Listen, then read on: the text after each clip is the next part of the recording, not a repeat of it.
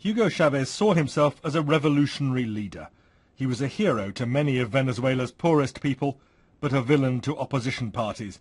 They hated the friends he kept and the abuses of power they accused him of.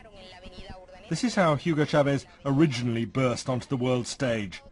In 1992, as an army colonel, he led a military coup, trying and failing to grab power after decades of more or less corrupt rule in Venezuela.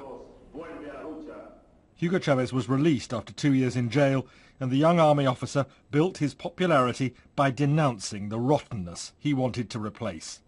With these corrupt people, you have to take everything they've stolen away from them and put them in prison, not under house arrest.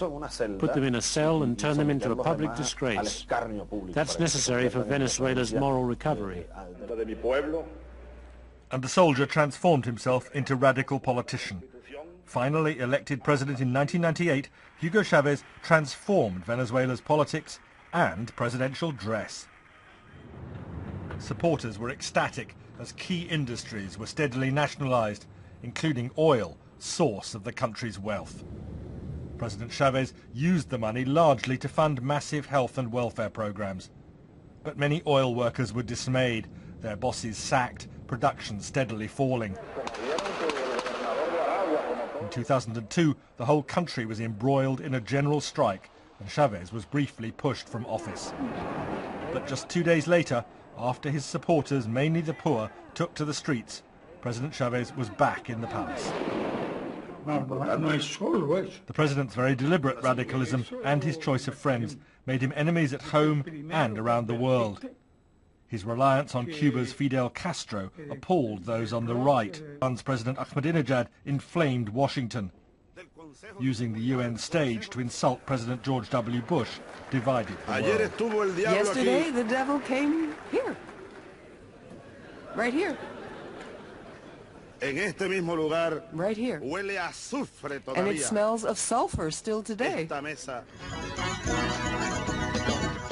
And in Venezuela itself, Hugo Chavez's unique style divided the country. As part of his regular TV show, Allo Presidente, he paraded his socialism, something he stressed talking to the BBC in 2010.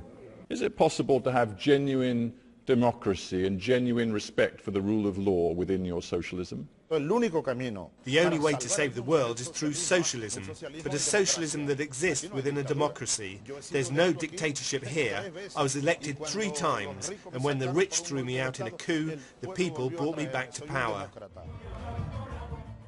But Hugo Chavez also presided over Venezuela's slide into recession, despite the country's great oil wealth, despite soaring growth in the rest of South America. Paying huge subsidies to provide imported food at low prices for the poor was unsustainable. Uncontrolled violent crime marked another failure. Support for opposition parties had grown before Hugo Chavez fell ill. Flown to Cuba for cancer surgery, he was visited by his political hero Fidel Castro. How will Hugo Chavez be remembered?